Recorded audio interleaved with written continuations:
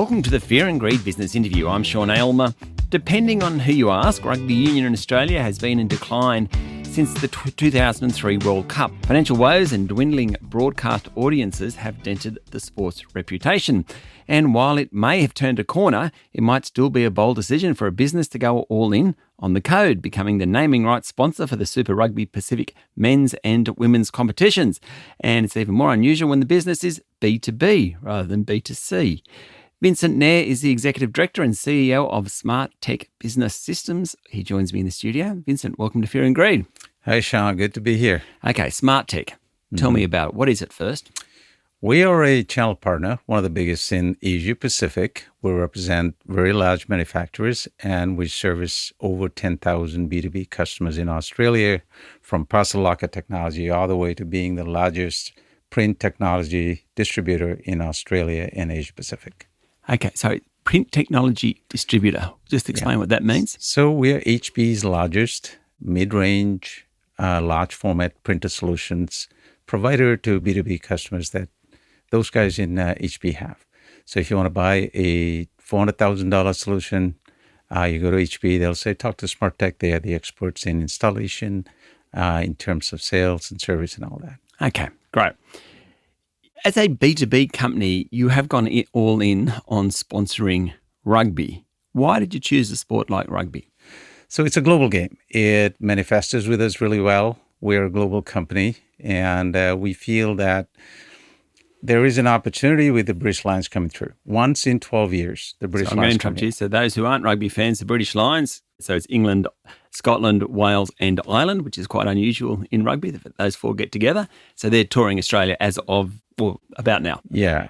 And so I looked at the opportunity that it presented itself.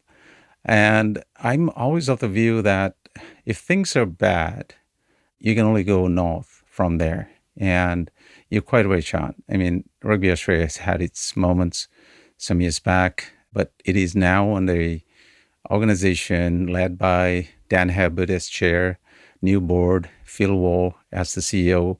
And I feel that these guys made a lot of sense when I was talking to them about their future and their vision.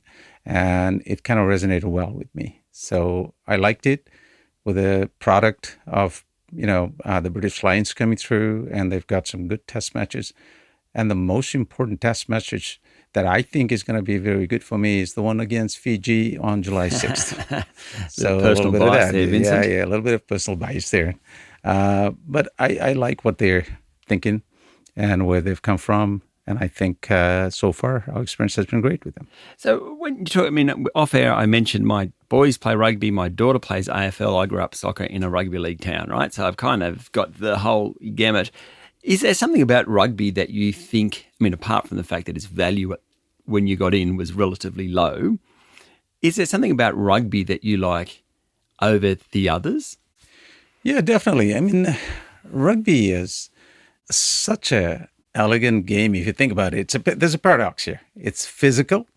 It is associated with gentlemen play rugby, rich history, and I think if you look at it as a comparison to other sport, it is truly global. It's played in countries that basically you're born in rugby, and you get out and you basically either aspire to play for your country or whatever else. Now, I don't think that sort of nurturing occurs in soccer.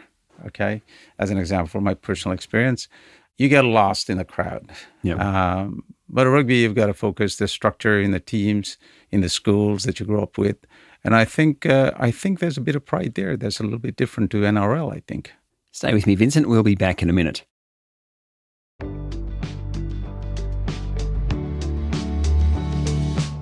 My guest this morning is Vincent Nair from Smartech Business Systems.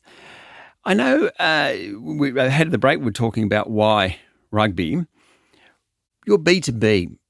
Is that normal for a B2B to take such a big sponsorship of a major sport? It is normal. So you have this situation where we're in the business of people as well. And when you look at all our clients, whether they're Deutsche Bank, whether they're Standard Chartered, we deal with people on the other side. So the concept of B2B and B2C is clearly about people as well. So it's kind of nice to have our clients and our partners in business kind of get to see something that they don't necessarily get an opportunity to see. And that is the Smartech Super Rugby competition right up front, get to meet the players, get to actually feel and see what their dressing rooms are like and talk to the coaches and all that stuff. So I think from that perspective, it's an experience that our customers and our business partners enjoy clearly. So there's a lot of return in that for ourselves. It could be the same with B2C. I think it gets a little bit diluted if you kind of try and apply that to a B2C situation. You may have thousands of customers, but which one do you actually bring in to do and experience all those things? Yeah, so I think there's an advantage for us in the B2B space. I also read somewhere you talking about fatigue around stadiums cluttered with logos and sponsorships. Now, I suppose that's a benefit of rugby to some extent, but even rugby has a bunch of sponsors as well. How do you cut through that? That's why we became the naming rights sponsor. Yeah. We thought, well, if we had to invest, we just get the major sponsorship with these guys.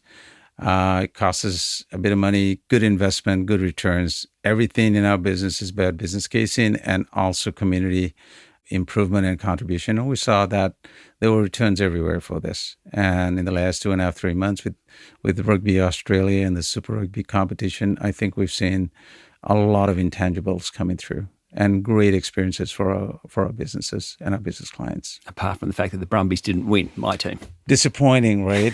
Disappointing. Now, the Waratahs actually, first 4 or 5 games, they were undefeated. Yeah, So, they're probably the most disappointing team. Yeah. Look, while I've got you, I want to talk about leadership. You spent more than 30 years working in Fortune 100, Fortune 500 and ASX companies in global roles.